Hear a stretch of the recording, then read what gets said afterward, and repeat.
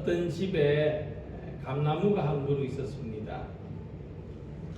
그 감나무가 옆집으로 가지를 뻗었는데 옆집에는 권세가 있는 대감님이 살고 있었던 터라 하인들조차도 아나무인이었습니다. 옆집 하인들은 감나무집 주인에게 물어보지도 않고 마음껏 감을 따먹었습니다. 이것을 지켜보다 못한 감나무집 주인 아들은 대감댁을 찾아가서 다짜고짜 대감이 앉은 방에 창호지 문을 뚫고 주먹을 밀어넣으면서 말했습니다. 대감님, 이 주먹이 누구 것입니까? 그야 내 것이지. 소녀는 다시 물었습니다. 그러면 저 감나무는 누구 것입니까? 그것도 너희 집 것이지. 대감님, 잘 알겠습니다. 소녀는 공손히 인사를 하고 돌아왔습니다. 그 다음부터 대감집 하인들은 옆집 감나무에 손을 대지 않았다고 합니다. 근데 세상에서 힘을 가졌다고 하는 사람들은 그것이 자기 것인 줄로만 압니다. 러시아처럼 이웃나라의 땅도 중국처럼 이웃나라의 문화까지도 힘있는 나라가 차지할 수 있다고 달려드는 것이 지금 우리가 살고 있는 세상의 모습이고, 이 세상이 그렇게 힘의 논리에 따라서 움직여지고 있습니다. 하지만 우리는 그렇지 않습니다. 우리는 이 세상과 사람이 하나님의 소유라는 것을 고백합니다. 주님이 가지신 기도에 나라와 권세와 영광이 영원히 아버지의 것이라고 우리는 믿고 고백합니다. 우리는 하나님의 영광과 하나님의 기쁨을 위해서 존재하고 있는 것입니다. 함께 읽은 말씀에서도 세상과 사람은 하나님의 창조에 의해서 생겨났으며 하나님에 의해서 창조된 세상은 하나님의 기쁨을 위하여 존재하게 되었다는 것을 가르쳐 줍니다. 그것은 우리 신앙에 굉장히 아주 기초적인 고백입니다. 나를 위해서 하나님이 필요한 것이 아니라 하나님의 영광과 기쁨을 위해서 내가 존재하고 있다는 고백입니다. 이 사실을 알려주는 것이 하나님이 지으신 그 모든 것을 보시기에 심히 좋았더라는 말씀입니다. 이 세상과 사람은 하나님의 기쁨을 위해서 창조되었다는 것이 창조의 목적이라는 성경의 가르침입니다. 모든 만들어진 존재는 그것을 만든 대상을 드러내고 있습니다. 비록 평범한 사람들이 이해하기는 어려워도 피카소의 그림은 피카소의 미술 세계를 나타내고 있습니다. 셰익스피어의 소설은 셰익스피어의 문학 세계를 드러내고 있습니다. 심지어 우리가 들고 다니는 이 스티브 잡스의 전자제품까지도 그가 가진 기술적인 세계를 드러내고 있는 것입니다. 우리가 입은 옷도 마찬가지죠. 이같이 우리는 하나님께서 창조하신 존재이기 때문에 하나님의 영광을 드러내는 존재로 살아가야 하는 것입니다. 즉 우리가 창조의 목적대로 살아가는 길은 하나님의 영광을 드러내고 하나님을 기쁘시게 하는 데 있습니다. 그것이 우리들에게도 하는 기쁨을 줍니다. 삶의 의미와 목적이 새롭게 설정되는 것입니다. 함께 읽은 말씀을 보면 무엇보다도 하나님께서는 우리의 존재 자체를 기뻐하신다는 것을 알 수가 있습니다. 우리가 하나님을 위해서 아무 한 일이 없는데도 하나님께서 우리들을 있는 그 자체를 기뻐하시고 그로 인하여 영광을 받으신다는 것입니다. 그래서 우리가 하나님의 영광과 기쁨을 위해서 창조되었다는 것을 이렇게 해석할 수가 있습니다. 그냥 하나님의 놀이개감이 아니라 하나님이 정말 귀하고 소중히 여기시는 존재라는 것입니다. 우리의 운명은 하나님의 장난이 아니라 하나님의 오묘하신 섭리와 경륜에 의해서 우리가 살고 있다는 말씀입니다. 그래서 특별히 예배는 우리가 하나님의 영광과 하나님의 기쁨을 위해서 존재한다는 것을 하나님께 확인시켜 드리는 일입니다. 또 우리들이 이와 같은 목적으로 존재한다는 것을 우리 스스로에게도 확인하는 일입니다. 오늘 예배를 통해서 우리가 하나님의 영광과 기쁨을 위해서 창조된 사람이라는 것을 고백하며 확인하며 살아가는 성도들이 되시기를 소망합니다. 오늘 본문을 보시면 무엇보다도 먼저 하나님께서 자기 형상대로 우리를 창조하셨다는 것을 알 수가 있습니다. 하나님이 자기 형상 곧 하나님의 형상대로 사람을 창조하시되 남자와 여자를 창조하시고, 이 사람이 하나님의 형상대로 창조되었다는 것은 우리가 하나님의 속모습을 닮았다는 것을 말합니다. 그것은 우리 사람들에게 육체가 있고 영혼이 있는 것으로 설명할 수가 있습니다. 사람의 육체는 흙에서부터 왔습니다. 과학적으로 분석해 보면 흙을 이루는 원소하고 사람의 몸을 이루는 원소가 같습니다. 그래서 사람이 죽으면 육체는 흙으로 돌아간다고 말하는 것입니다. 맞는 말입니다. 그렇다면 사람의 영혼은 어디서 왔을까? 사람의 영혼도 흙에서부터 왔다고 한다면, 그럼 이 땅의 이 마른 흙들은 그냥 흙이 아닌 거죠. 물론 모든 만물에 영혼이 있다고 믿는 그런 신앙관도 있습니다만은 우리의 믿음은 그렇지 않습니다. 육체는 흙에서부터 왔지만 영혼은 하나님께서 창조하신 것으로 믿습니다. 우리는 사람의 영혼이 하나님께로 왔음을 믿습니다.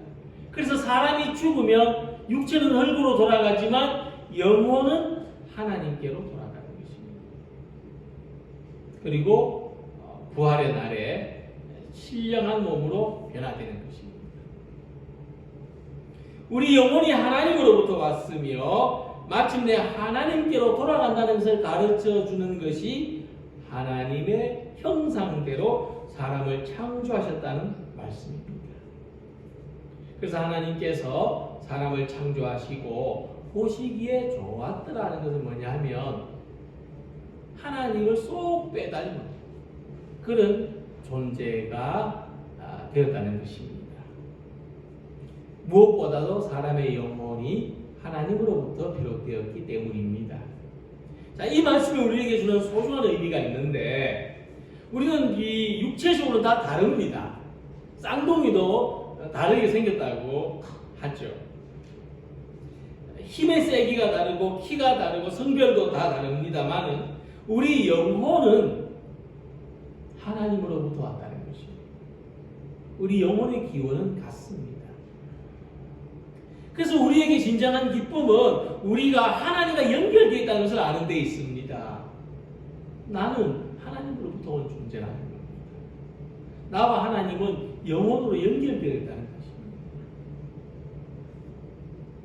우리가 그분의 형상대로 지음을 받았고 우리들을 존재 그 자체로 기뻐하시는 하나님 안에서 우리 삶의 의미와 목적을 찾는 성도들이 되시기를 바랍니다. 우리가 하나님의 형상대로 창조되었고 우리 영혼이 하나님을 닮은 사람이라는 것은 참으로 복된 일입니다. 그러므로 자기 안에 있는 하나님의 형상을 발견하고 하나님이 창조하신 본래대로의 형상을 회복하는 성도들이 되시기를 바랍니다.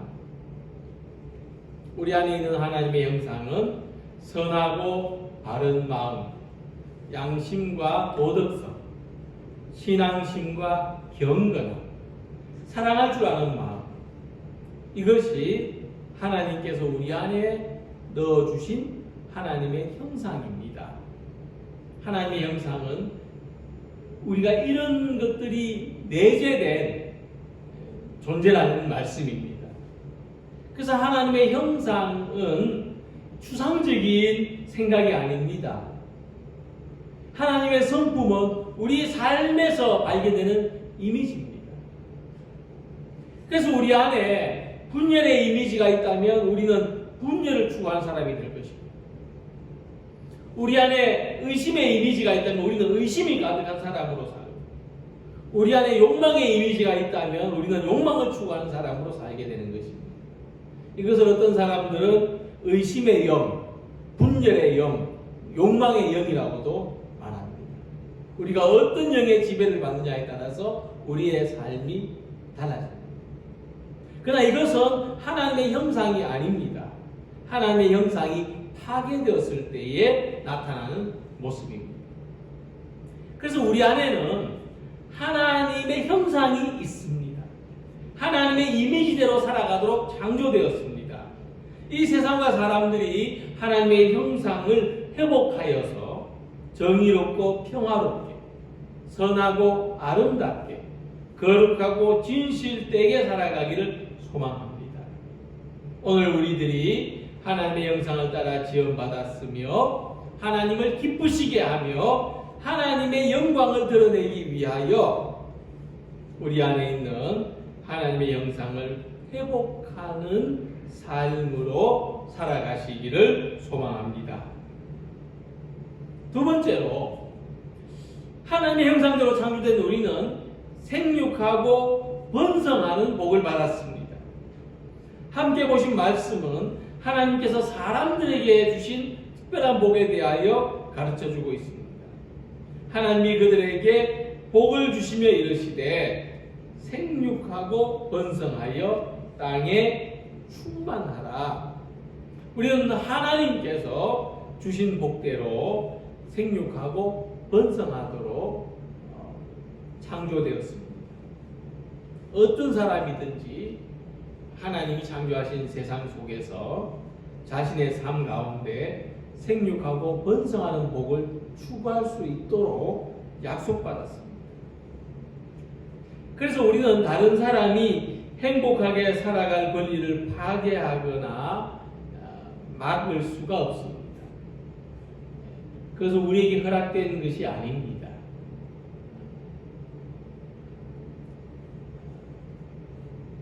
그래서 신학자들은 생육하고 번성하도록 복을 주신 하나님의 약속은 완전한 형태로 주어진 것이 아니라 완성되어야 하는 운명으로 주어졌다고 말합니다. 사람은 나면서부터 완전히 생육하고 번성하는 존재가 아니라 생육하고 번성하는 복을 완성해가는, 살면서 완성해가는 존재라는 겁니다. 이거 우리 삶의 사명입니다. 그래서 다른 말로 이것을 문화적인 사명이라 이렇게 말합니다. 좀 넓은 의미입니다만은 생육하고 번성한다는 것은 단순히 어떤 식물이나 동물처럼 자기 존재를 널리 퍼뜨리는 것이 삶의 목적이 아니라는 겁니다.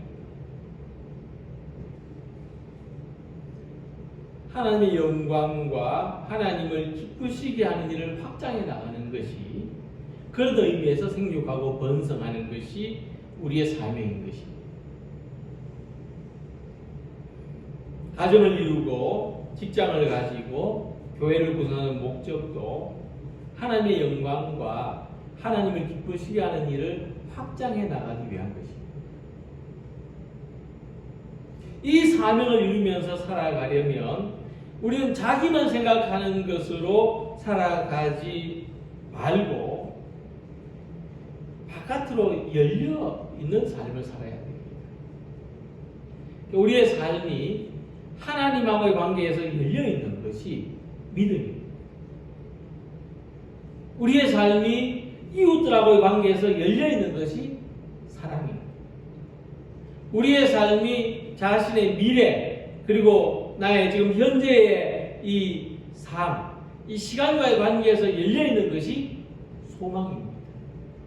소망은 나의 미래에 대해서 닫힌 마음을 가진 것이 아니고 열린 마음을 가진 겁니다.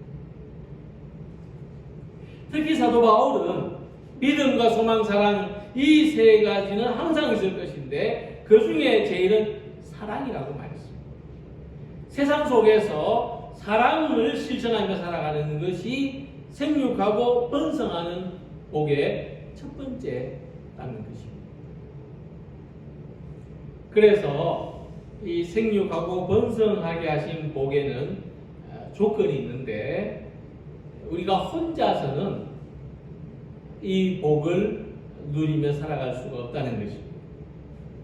반드시 다른 대상과의 관계가 형성되어야 합니다. 하나님과의 관계, 이웃과의 관계, 자신의 미래와의 관계, 또 자기 자신과의 관계라고도 할 수 있습니다. 그래서 하나님과 우리 사이의 관계, 이웃과 우리 사이의 관계, 우리의 미래적인 삶과 현재의 삶이 좋은 관계를 가져야 생육하고 번성하는 복을 누릴 수가 있는 것입니다. 조용히 하나님의 말씀을 읽고 읊조릴 때, 하나님께 간절한 마음으로 예배를 드릴 때, 모든 힘을 다해서 하나님을 찬양할 때, 조용히 무릎을 꿇고 하나님께 기도할 때, 일상 속에서 하나님과 함께 호흡할 때, 하나님을 사랑하는 사람들과 하나님의 이야기를 할 때, 하나님을 모르는 사람들에게 하나님을 전할 때, 일상에서 하나님과 동행할 때 우리는 생육하고 번성하는 복을 누리며 살아가는 것입니다. 이 호수에 작은 돌을 던지면 처음 떨어진 곳의 물의 파장이 점점 더 멀리 퍼지는 것처럼 하나님과 관계 안에서 다른 사람들과의 관계로 점점 더 넓어지는 삶을 살아가시기 바랍니다. 하나님과 좋은 관계를 이루는 다음에는 사람들과 좋은 관계를 이루는 것이고, 사람들과 좋은 관계를 이루는 다음에는 우리에게 주어진 현재의 삶과 좋은 관계를 이루는 것입니다. 미래를 염려하고 걱정함으로써 오늘을 불안하게 살아갈 것이 아니라 미래에 대한 소망을 품고서 오늘을 평안을 누리며 살아가시기를 바랍니다. 그래서 우리가 가진 마음의 관계도 안으로 좁아지는 삶이 아니라 밖으로 넓어지고 확장되어져서 선한 영향력을 미치는 사람들이 되시고 생육하고 번성하는 복을 관계 속에서 누리며 살아가는 성도들이 되시기를 소망합니다. 하나님께서는 사람을 창조하시고 복을 주시고 또 그 다음에는 하나님이 지으신 다른 창조의 세계를 잘 다스리도록 역할과 책임을 맡겨주셨습니다. 땅을 정복하라. 바다의 물고기와 하늘의 새와 땅에 움직이는 모든 생물을 다스리라 말씀하셨습니다. 그래서 하나님이 우리에게 주신 복을 생각할 때 이 복의 기준은 가진 것의 많고 적음이 아닙니다. 내게 맡겨주신 것을 잘 다스리며 사는 것이 복입니다. 그래서 아담과 하와가 하나님이 맡겨주신 것을 잘 다스리며 살았을 때는 낙원에서의 삶을 유지할 수가 있었지만 하나님이 맡겨주신 것을 잘 다스리지 못했을 때는 낙원을 잃고 말았습니다. 하나님께서 우리에게 주신 그 무엇이든지 잘 다스리며 사는 것이 낙원에서와 같은 삶이 되는 것입니다. 그래서 이 하나님이 주신 시간, 노력, 소유를 잘 다스리는 사람들이 되시기 바랍니다. 곧 이것은 하나님이 맡겨주신 모든 것을 통해서 하나님의 영광과 하나님이 기뻐하시는 일을 위하여 사용하는 것입니다. 그러므로 먼저는 일을 안 하고 사는 것이 아니라 일을 잘하고 사는 것이 중요합니다. 우리가 하는 일이 항상 기쁘지는 않고 힘든 일도 많습니다. 교회 봉사도 일로 생각하면 기쁘지 않고 힘든 상황을 만났을 때 그만하고 싶을 것입니다. 그러나 하나님은 우리들이 일을 하며 살도록 창조하셨습니다. 일을 하지 않으면 얻는 것이 있고 잃는 것이 있습니다. 얻는 것은 쉼이겠지만 보람은 없을 것입니다. 얻는 것은 시간이겠지만 의미는 없을 것입니다. 우리 어느 쪽을 선택해야 되겠습니까? 그렇다면 일을 안 하고 살기를 선택하는 것보다 일을 잘하고 사는 것을 축복으로 여기시기 바랍니다. 맡은 일을 잘 감당할 수 있도록, 무슨 일을 하든지 잘 할 수 있도록 지혜를 구하는 성도들이 되시기를 바랍니다. 다음에는 일을 많이 하려고 하기보다 기쁘게 하도록 소망하시기 바랍니다. 일은 축복이지만 동시에 하나님의 명령입니다. 마치 아이들 학교에 보내면서 학교 잘 다녀와라 말하는 것이 어떤 가르치는 말인 동시에 축복인 것과 같습니다. 그러니까 하나님은 우리들에게 보람과 기쁨을 주시려고 일을 맡기셨습니다. 우리가 하는 일 가운데는 내가 아니면 할 수 없는 일, 또 어쩔 수 없이 해야 하는 일도 있을 것입니다만은 일을 할 때는 기쁨으로, 보람으로 하도록 소망하시기 바랍니다. 일을 많이 하려고 욕심내기보다 작은 일을 하더라도 기쁨 있고 보람 있게 하시는 우리의 삶이 되시길 바랍니다. 반드시 어떤 수입을 위하여 하는 일만 아니라 우리가 취미로 하든 여가로 하든 우리가 하는 모든 일들, 일상적인 일들도 그렇게 그 속에서 기쁨과 보람을 누리시기 바랍니다. 그리고 맡은 일에는 충성을 다해야 됩니다. 하나님은 사람을 창조하시고 세상을 다스리라고 하셨는데 이것은 우리들을 창조의 계획에 참여하도록 하신 것입니다. 하나님이 세상을 창조하실 때 그 계획 속에는 사람의 몫이 있습니다. 만물을 창조하시고 잘 다스리도록 만드신 겁니다. 우리가 무엇이든지 하나님으로부터 받은 것이 있다면 사도 바울이 하신 말씀을 기억해야 됩니다. 사람이 마땅히 우리를 그리스도의 일꾼이요 하나님의 비밀을 맡은 자로 여길지어다. 그리고 맡은 자들에게 구할 것은 충성이니라. 우리가 충성되게 감당하는 일이 세상을 향한 축복의 통로가 되기를 기원합니다. 우리가 맡은 일에 충성을 다해서 그것을 통하여 이 세상이 복되며 또한 우리가 하나님의 창조 사역에 동참하는 보람을, 기쁨을 누리게 되기를 소망합니다. 하나님은 세상을 아름답게 창조하셨지만 그래서 보시니 좋았더라고 하셨지만 지금 사람들이 살고 있는 세상은 아름답지 않습니다.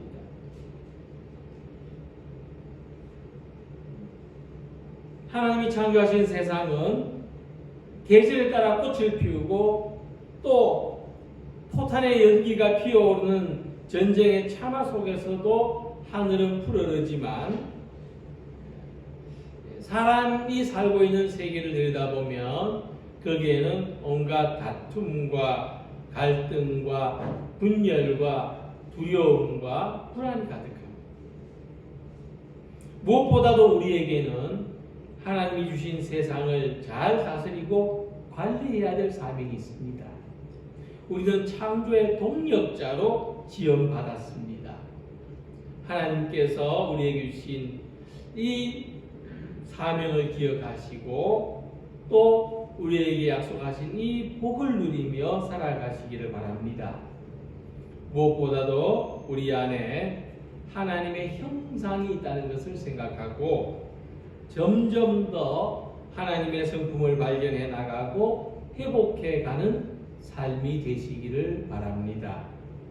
생육하고 번성하는 복은 나 혼자 잘 되는 복이 아니라 관계에서 비롯되는 것을 알고 하나님과도 사람들과도 지금 내가 하고 있는 일과도 좋은 관계를 가지시기 바랍니다. 하나님이 맡겨주신 모든 것들을 잘 관리하셔서 하나님의 영광과 세상을 복되게 하는 일에 사용하시고, 비록 오늘도 힘들고 어려운 환경과 조건 속에 살고 있지만 하나님의 영광과 하나님의 기뻐하심을 바라보며 살아가는 모든 성도들이 되시기를 주님의 이름으로 축원합니다. 기도드리겠습니다.